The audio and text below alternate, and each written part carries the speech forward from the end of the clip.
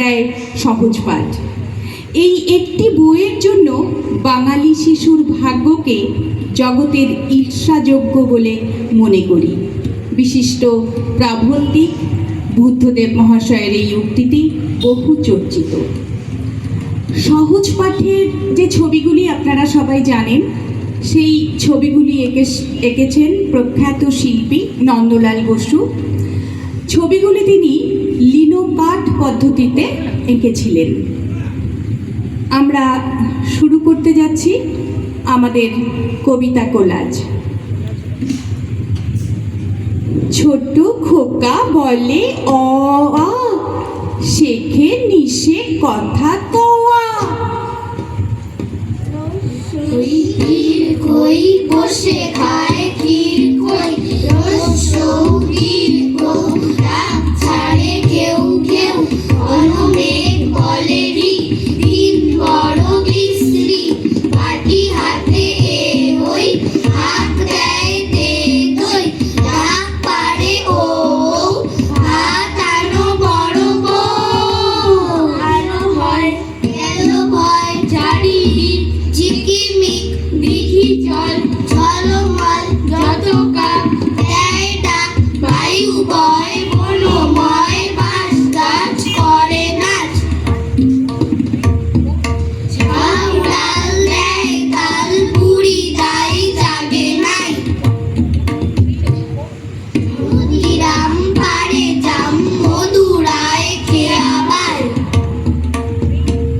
জয়লাল হরে হাল অবিনাশ কাটে ঘাস হরিহর বাঁধে ঘর পাতুপাল আনে চাল দীননাথ রাধে ভাত গুরুদাস করে চাষ কাল ছিল ডাল খালি আজ ফুলে যায় ভরে কল দেখি তুই মালি হয় সে কেমন করে গাছের ভিতর থেকে করে ওরা যাওয়া আসা কোথা থাকে মুখ ডেকে কোথা যে ওদের বাসা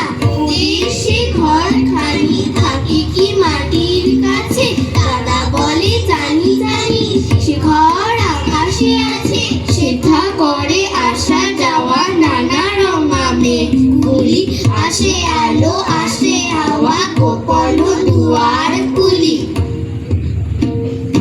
আকাশ পারে কুবের কোণে কখন যেন অন্য মনে ফাঁক ধরে ওই মেঘে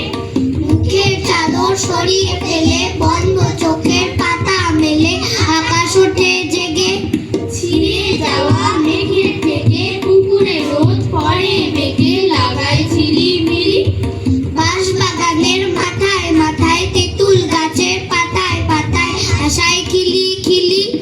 হঠাৎ কিসের মন্ত্র এসে ভুলিয়ে দিল এক নিমেষে বাদল বেলার কথা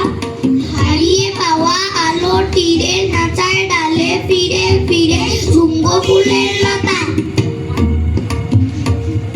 নদীর ঘাটের কাছে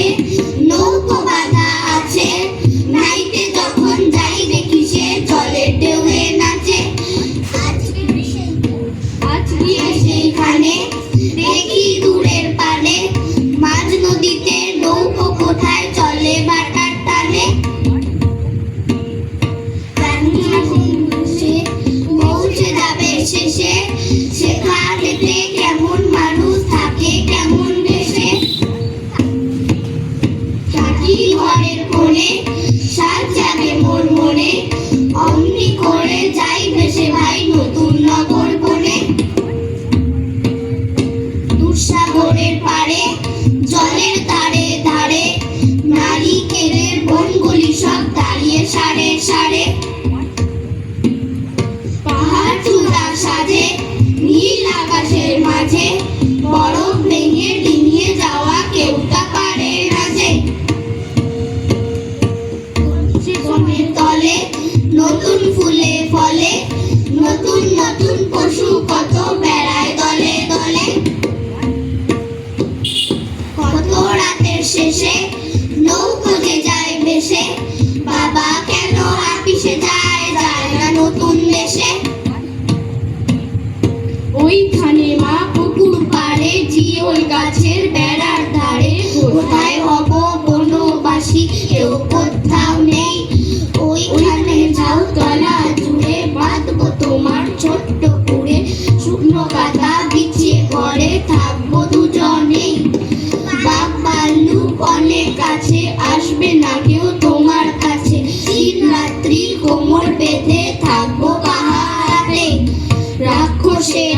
টোপে ঝাড়ে মারবে উকি আরে আরে দেখবে আমি দাঁড়িয়ে আছি ধনুক নিয়ে হাতে